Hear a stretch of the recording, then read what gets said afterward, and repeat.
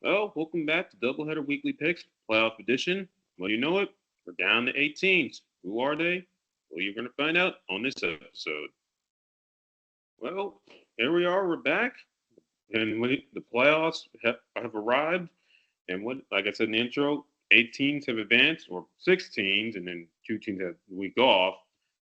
And the wild card round. And before we begin, what do you think of the slate of the wild card games, Keenan?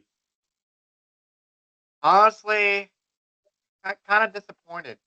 Blowouts, um, and we had only one competitive game, to be honest, in my opinion, and we'll get to that here shortly. I was actually disappointed by the outcomes, but the teams that made it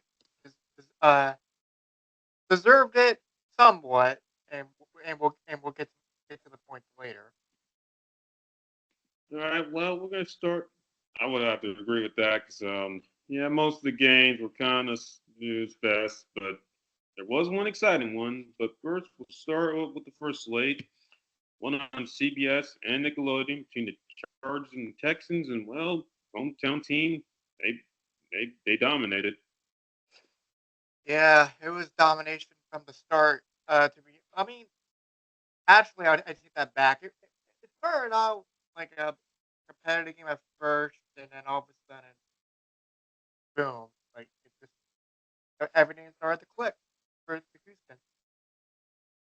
Yeah, it was close for like the first 3.5 quarters, and then the Houston defense really just they just took over the game, and then Nico Collins had a big game, and what's this? Unfortunately, Justin Herbert well picked the wrong time to have a letdown.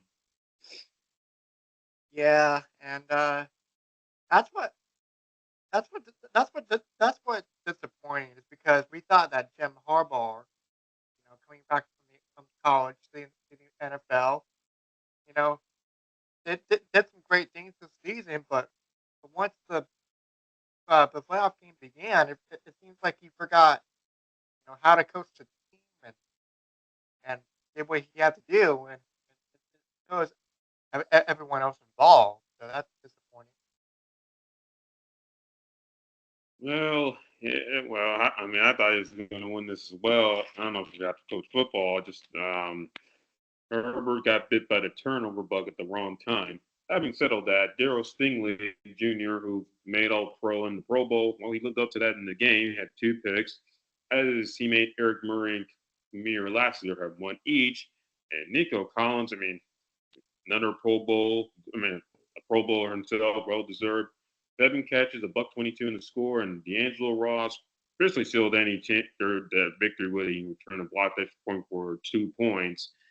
And as for Justin Herbert, had 4 interceptions in the game when considering he had 3 the entire regular season. Yeah, yeah. It's that's an interesting stat for Justin Herbert. Doing his thing and all of a sudden, you know, having the worst game they could have, like you said in the beginning of the year. But as for Houston, they found a way to get it done. They did what they had to do, and let's see what happens going forward. Yep, and also Will Anderson had 2 sacks, so having settled at Houston, uh, there we go. Come on, let's grab, let's grab. Uh, Okay, there there we it is. go.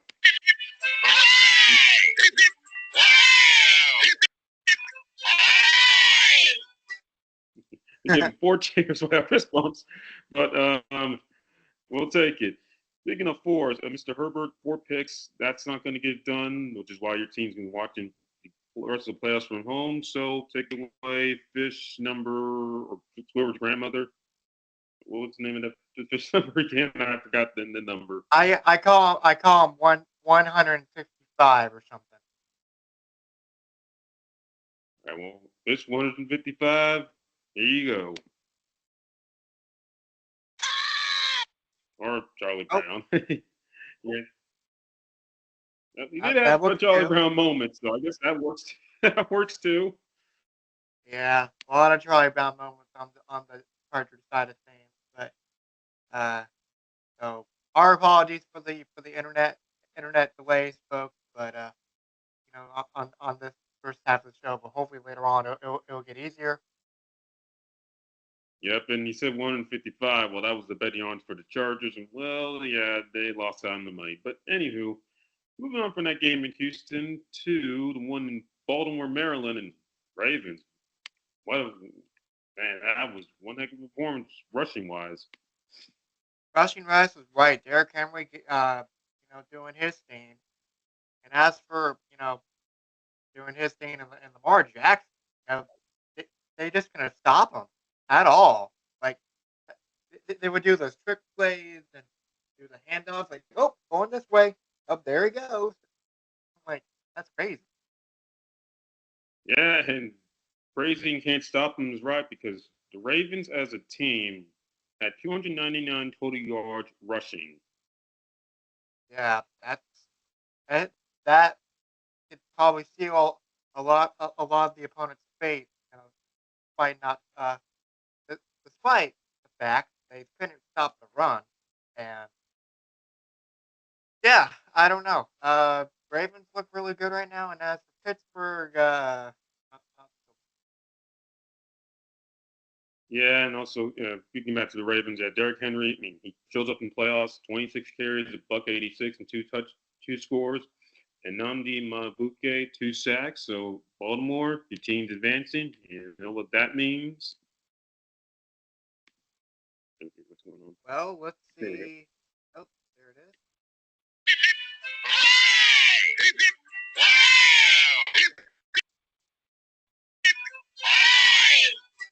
There we go. Yep. So yeah, Baltimore's moving on. As for the Steelers, this is your sixth straight playoff loss, which is hard to believe given that story. Franchise and Mike Tomlin's face says it all, and he became a media punching bag once again. And Steeler fans were sadly screaming this.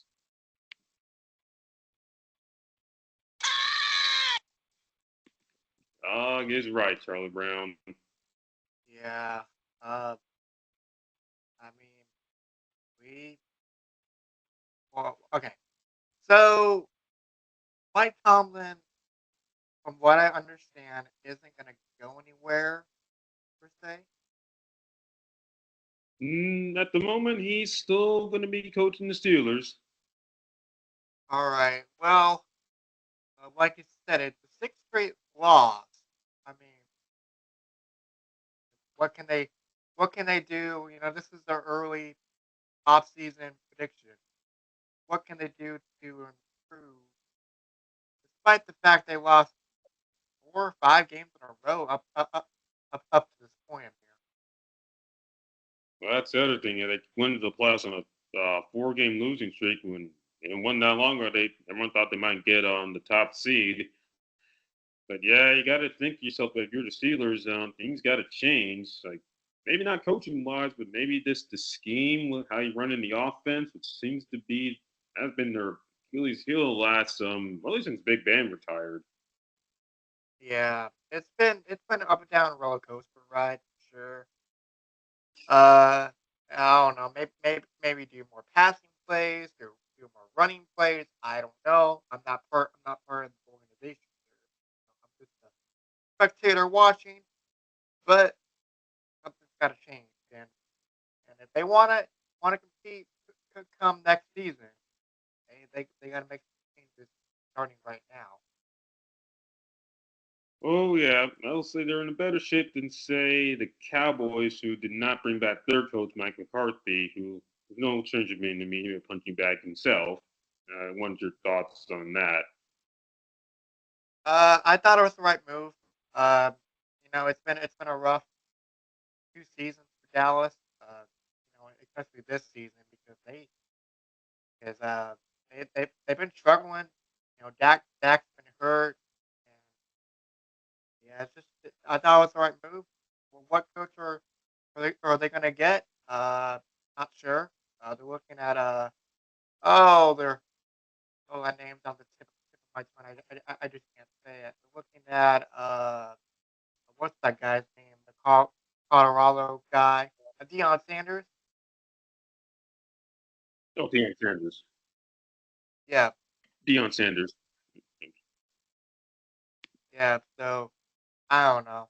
Kind of hard to tell where the Cowboys are, but the Steelers in this case, a lot of question marks for sure. Yeah, and then get back to the Dallas thing. I mean, I was disappointed that he didn't get brought back. He just then his contract ended, and sadly they were all in, and we saw how that played out for the Cowboys. They won 7 games, and they're not in the playoffs. So I think that contributed to the Cowboys and Mike McCarthy and coming to agreement and extend his contract. And it's sad to see like Mike, both Tomlin and McCarthy. You feel like they deserve a happy ending. The host said Lombardi one more time, but just feels like it's never in the cards. Not the media ever cares. You know that we know they're good coaches, but it just seems like the rug gets pulled out from them way more often than it should. And sorry, even in case of point with Mike Tomlin in this season, where Mike McCarthy. Well, and also too, the game is changing quite a bit with the younger coaching too. You look at coach have definitely changed over the last 5 years alone because you know with Mike McCarthy and Mike Tomlin, they've been around uh, uh, for a long, long time. Yeah, Mike McCarthy got his first head coaching job in 2006, and Tomlin 1 year later. They've been around a long time, and it's sadly that's where the whole "what have you done for me lately" has come into play. And speaking of which, speaking of championships, Patriots, they won 6 during their dynasty run, and we touched this briefly during our Stuart Scott episode. They also brought in a new coach, Mike Vrabel. Speaking of Mikes, well, what do you think of that hiring? Right, and that Stuart Scott episode will be actually uploaded on Friday, so be, be on the lookout for that episode coming up later this week. Mhm. Yeah. Cool. Either way, what do you make of the Mike Vrabel hiring? I like it. I mean, it kind of reminds me of the Panther side of things where they brought former players back. Of running the ship. They tried Frank Reich a couple years ago. That didn't work out, but they have Dan Morgan as the GM for Carolina. But back to New England, I think it's going to help tremendously because he knows the culture there, knows what it takes to win, and you know he, he just knows the ins and outs of New England. He had a shot in Tennessee, that didn't work out, so why not New England? Yeah, I mean, he did good things in Tennessee. Got into a division title in 1 year, and then actually 2 years in a row, and obviously in the AFC Championship game in the 2019 season. So he's had a good track record. That things petered out towards the end due to lack of a quarterback and lack of offense outside of Derrick Henry.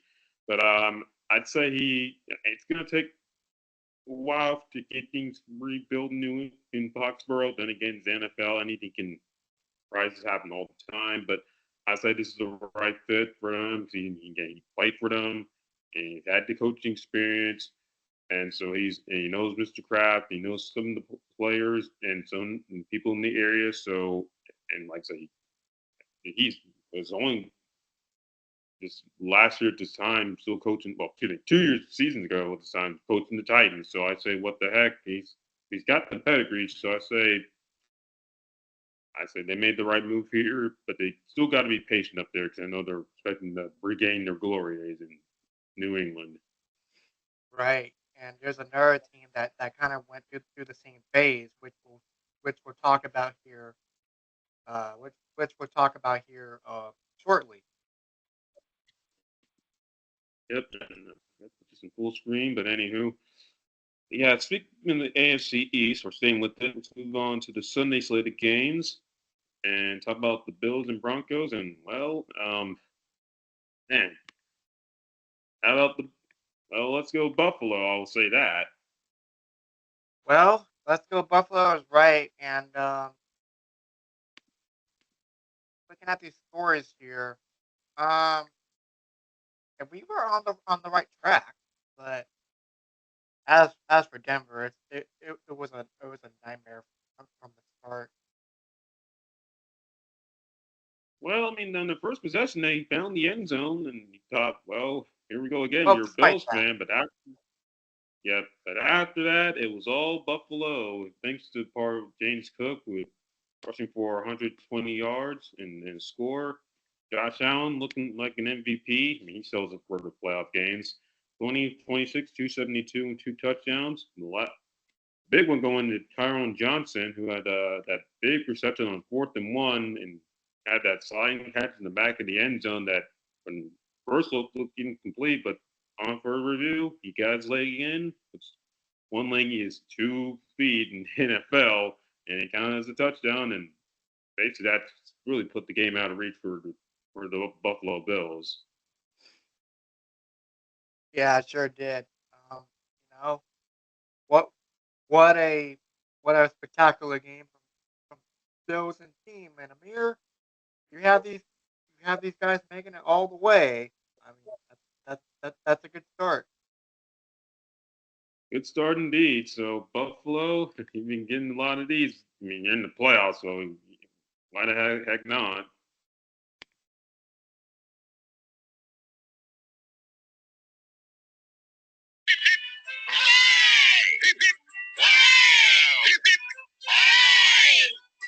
Yep, and as for Denver, had a good run, but you were saying a lot of this. Hmm. Yeah, a lot of eyes indeed. Um, but it's not the end of the world, to be honest, because you have a rookie quarterback on your team. Did some great things this season, so round of applause for not the outcome Oh, that you wanted, definitely. but definitely to definitely to looking to grow on this. Hmm. Oh, definitely. Yeah. 'Cause again, they hadn't made the playoffs in 9 years, but finally made it with a rookie quarterback. And John Payton, love or hate him, he knows how to coach and get his team to the playoffs. He got in the same boat with Mike Tomlin and McCarthy. But, I think this Denver team is one that's going to be contending for years to come, and the Chargers as well. Yeah, for sure, agreed. So I really got nothing else to say other than congrats to the Bills. They did what they had to do, and for for Denver, you know, good effort, but not good enough. But hey, but looking to build on this and make it better. I would agree with that. So moving on from Orchard Park to Philadelphia, Pennsylvania, but he had a good run. The Steelers, Chargers, and Broncos. So I got ahead of myself there. Now we get to go to Philadelphia, and yeah, another yes, that's speak for the national audience. Well, I don't see the score on there, Amir, but Well, it's yeah. 22-10 Eagles over the Packers. I thought I put the score there, but anywho, I mean, anyway, just pretend there's a score there, folks. So having said all that, well, Eagles won 22-10. But doing a large part to their defenses, they got after Jordan Love, who's played points against the Cowboys the year before seems like a distant memory. yeah, distant memory indeed. And for Philadelphia, they also couldn't stop the one with Saquon Barkley uh, on the that being the great defense. But Jordan Love, still pretty young, but wasn't really good enough when it counted. Kept it close throughout the game, but just couldn't put put the pieces together. No, even the Eagles' offense wasn't firing all cylinders. I mean, at one point, Jalen Hurts had like 100 yards passing. Mind you, he hadn't played in like 3 weeks. But hey, like I said, he got help from his defense and his running attacks. Barkley went for 119 yards, and the Eagles had 3 picks. Back on Quentin Mitchell and Darius Slay. Probably Darius Slay's first interception in the playoffs. Then Dallas Goddard, the only Dallas in the playoffs, he had 4 catches, 47 yards in that amazing Stephon touchdown in the third quarter that really made a difference in that game. And yeah, Eagles, moving on, and you know what that means in Philadelphia.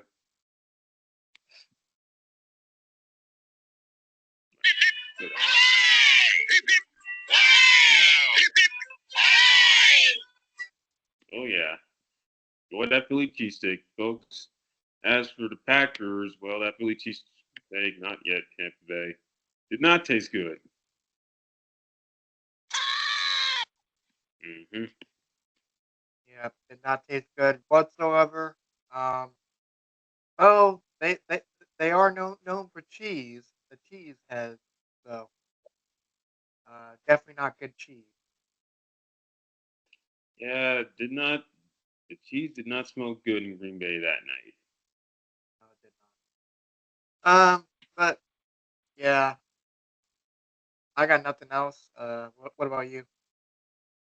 Nothing else. Let's move on. So we move on to I would say, the best game in the playoffs so far. And Commanders, it's been a long time coming. Been a long time coming. What a finish! How about that last second field goal and up, up the upright and bounces in, just like kind of what happened with Kansas City not too long ago.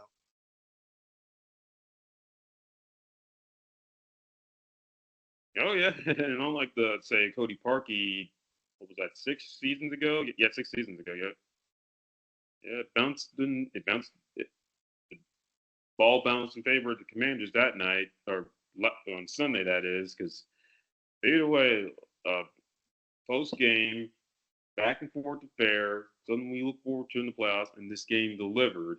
And so, having said that, Commanders also first playoff win since the 2005 season, which amazing enough came on the same field against the Tampa Bay Buccaneers.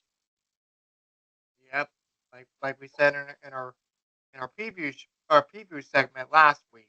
Uh, a lot was on the line, and oh well, Amir, you got the spread right when it came to the score 27 to 24. Yeah, I know. I got the spread right, but just couldn't. I don't know. We still got some time to get a score correct, but ain't no way. I said it would come down to a field goal, and sure enough, I was right. I don't know. Yeah, so congrats with that, Amir. And you got the spread right, but not the score. But you got that prediction right, nonetheless. With the field goal.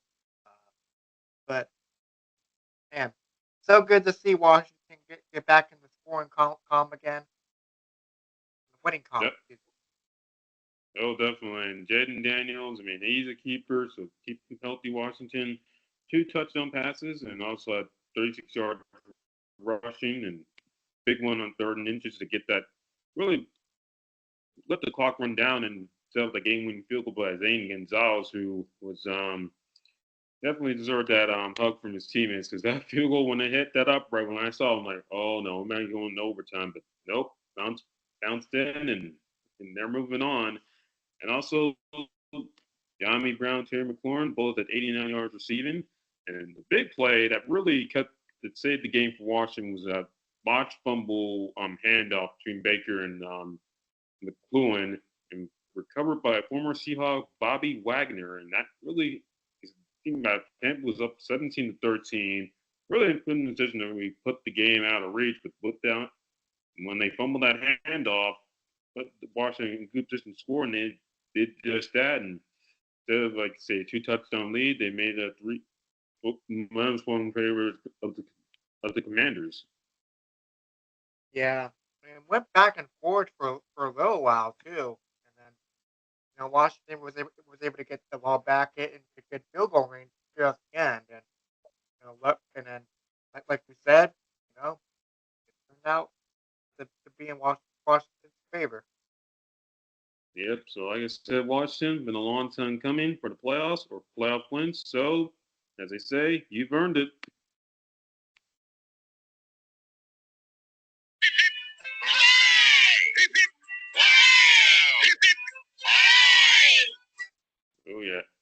for Tampa Bay, yeah, that botched handoff and seeing that field goal go through.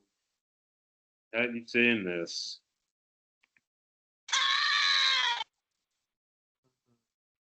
Yeah. So good effort, Tampa Bay. Good effort, but not not good not good enough. And better luck next time. Oh yeah, and as this picture right here would indicate, the Tampa Bay Buccaneers got his head down saying, "Darn." Darn, darn is right. And well, we'll- I mean, honestly, keep riding the ship if you're Tampa Bay. No pun intended. Sure, but I think they would keep the players on deck and see what happens. Yep, we'll see what happens, and yeah, they're going home, but Washington's moving on, and so having settled that, move on to our last game in the wild card slate, the one that took place in Glendale, Arizona. Oh, this game got moved due to the wildfires in the LA area. Having settled that, Rams, they showed up, as did their fans, and they put on a good show. Same can't be said for the Vikings. Well, I'll get to the Rams first real quick. What a game they had. With um I can't. Oh, what a game they had, right, Amir?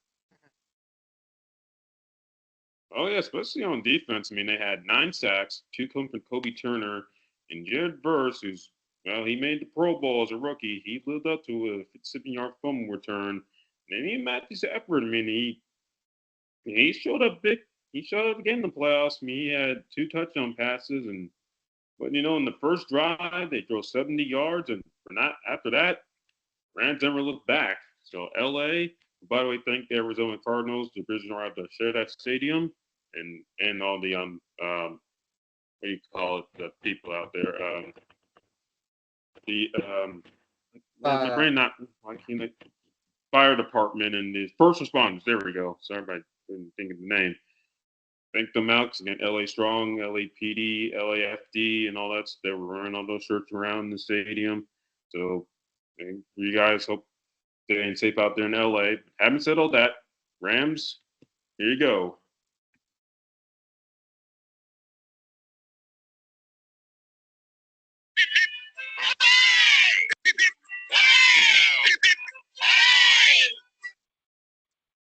Yeah. As for the Vikings, man, you seems like not too long ago you had a chance to get home field advantage, and now fast forward 2 weeks later, you're going to be watching the playoffs from home because Sam Darnold, you brought the Sam Darnold from the Jets as in he was seeing ghosts on Monday night. How fitting is yeah, that?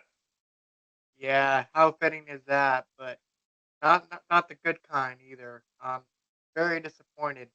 Uh, and this is the game that I gave a big clue to at the beginning of the episode. Yeah, I just think that the team, you know, that has that should win the division should get home field. I think I read somewhere where there could be possible changes to the playoff format going forward. Yeah, I mean, well, the Rams won their division. The Vikings did not. So, yeah, I know the Rams won fewer games than the Vikings. I mean, it's strange to see a 14-win team and playing on wild card weekend, but due to the extra game they have now, that's that was the case. Having said all that, yeah, the Vikings did not play like a 14-win team, and say, I mean, can't put all that on Sam, but you know how he loves doing that. But having said all that, yeah, another playoff exit for the Vikings, and you know what that means.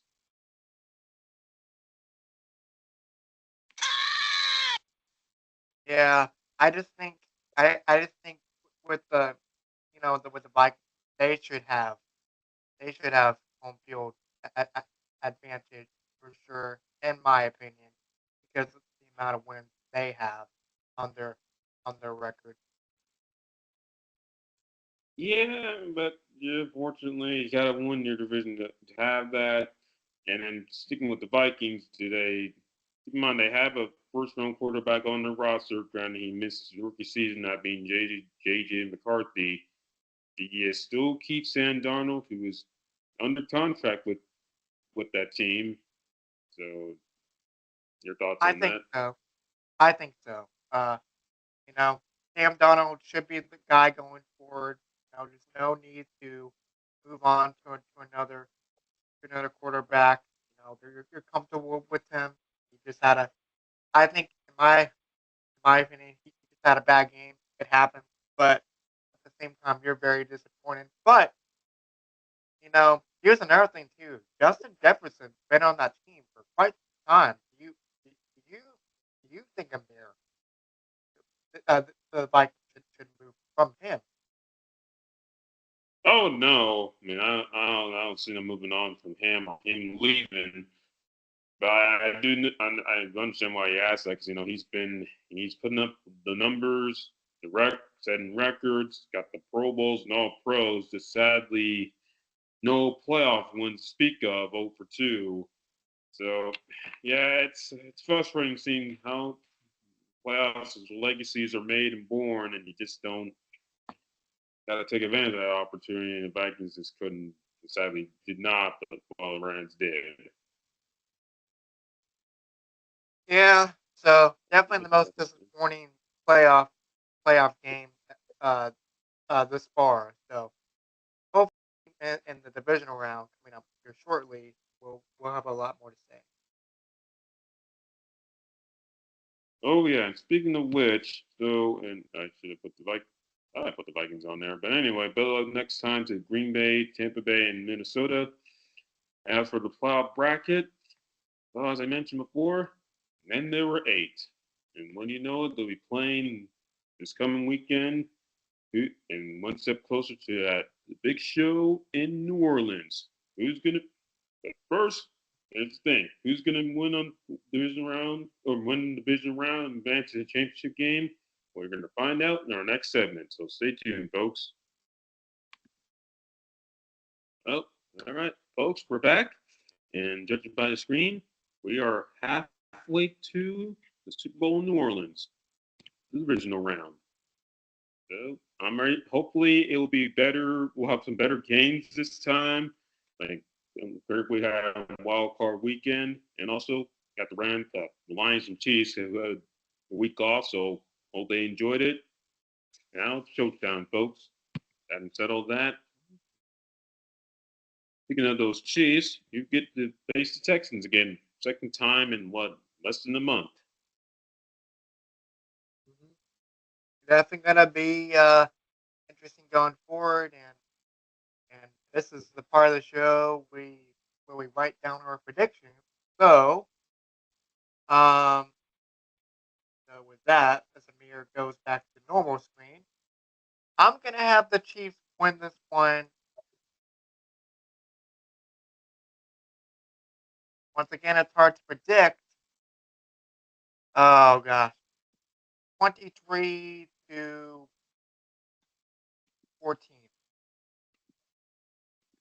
Okay, so the Chiefs will win it by one score or by 2 scores, excuse me. All right, for me, well, Houston kept it close the last time, but I think the what really did you guys in was a mixed extra point, which instead of losing by 7, you lost by 8. So mixed extra points are going to be big in the playoffs because it's win or go home. So well, it's not like the AFC does any favors, but it looks like we'll be seeing the Chiefs in the AFC Championship game once again. So 27-24, unless Houston can pull a rabbit out of their hats. Yeah, but Texans looked good last week. Can they keep up the momentum? Well, I mean, hey, if they can have a performance like that, or at least that magnitude, hey, we can have an upset at Arrowhead Stadium. Having said all that, The betting odds. I hope Amir. this can be close. Let's just hope it's Yes, close. yes, and the betting odds, Amir. My bad. Sorry to cut you off there, but uh, hopefully to keep it close indeed. And these betting odds say minus 550 for Kansas City and the Texans plus 380. So the Chiefs are in the driver's seat as they should. Not, so I agree with that. Yep, and also this is not the first time they met in the playoffs. I had that exciting game just 5 seasons earlier where Chiefs went on a scoring run, 151-31, and something they didn't bring up in our last segment. Also had a scoregami in the wild card round between Texans and Chargers, 32-12. Never happened before in the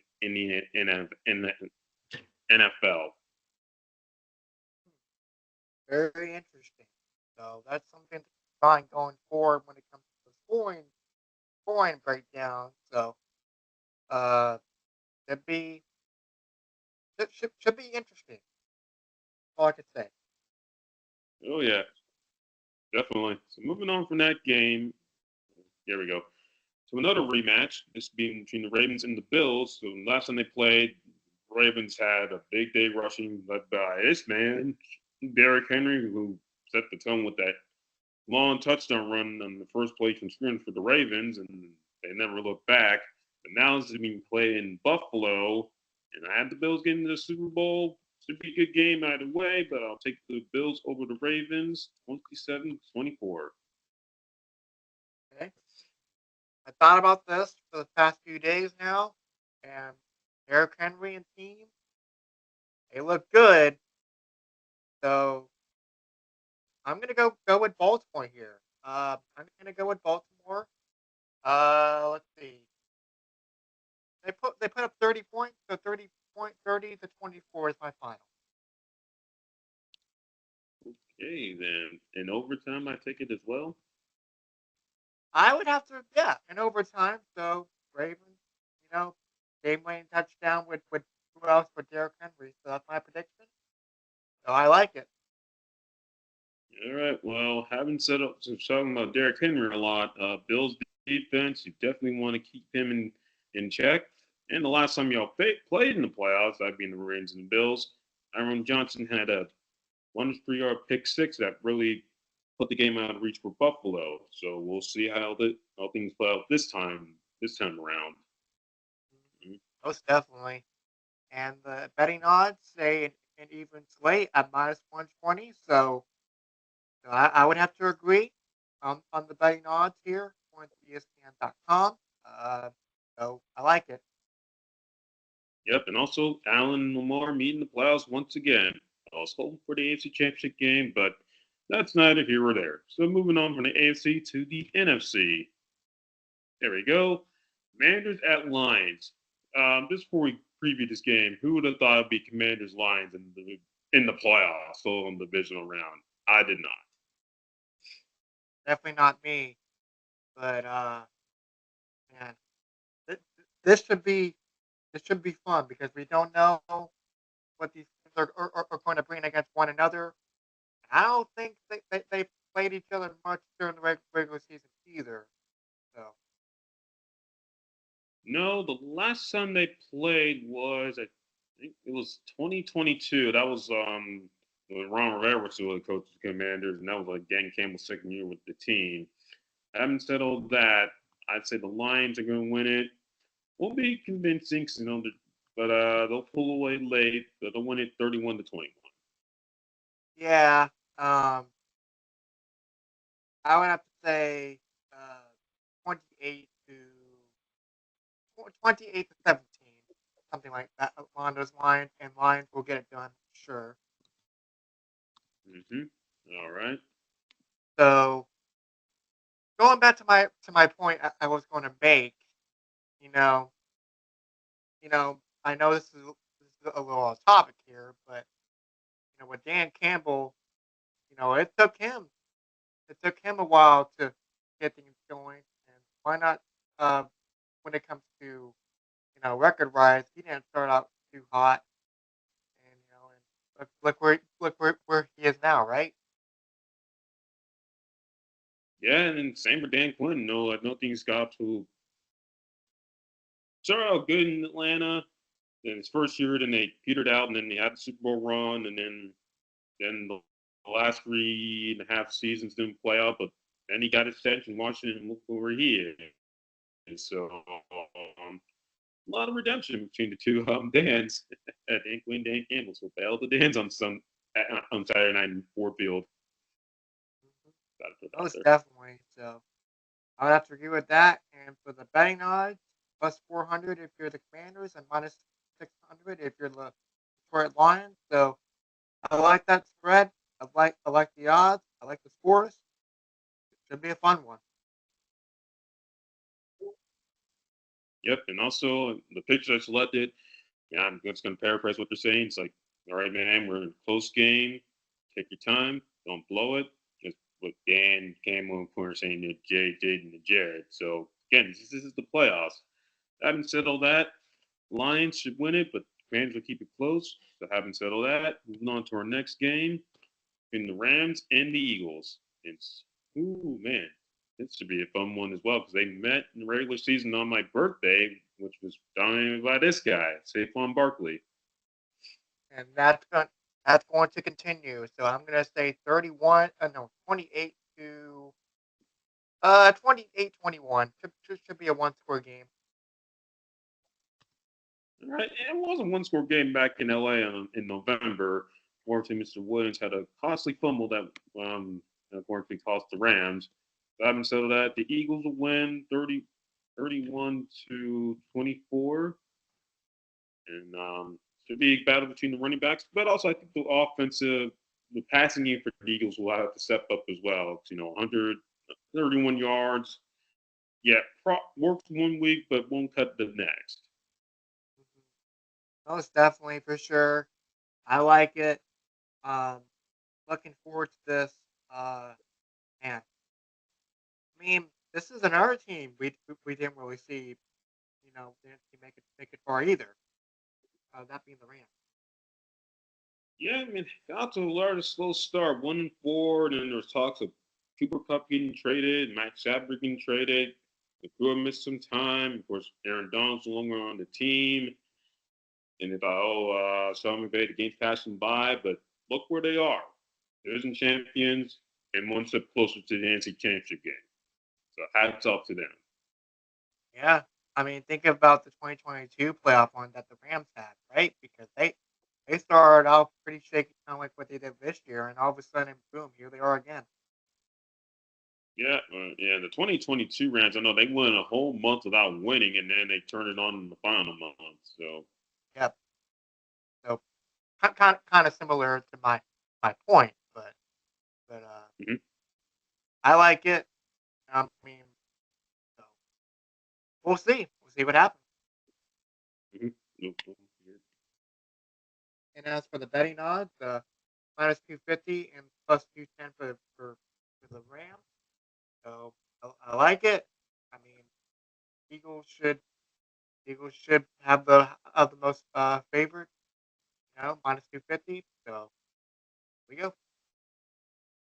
Yeah. So I'm looking. Both of us are looking forward to the this slate of games this weekend, and hopefully our predictions come true. And because next week we'll see who's punching their ticket or on the verge of punching their ticket to the big game in New Orleans. So I haven't settled that. That wraps up the another edition of Doubleheader Weekly Picks. I'm Amir Keenan. He's Keenan Costain. If you like what you see, hit that like button, subscribe, and follow us on social medias on Wix and Instagram and Spotify. Having said all that, folks, have a good one and enjoy the playoffs. Have a good one, folks.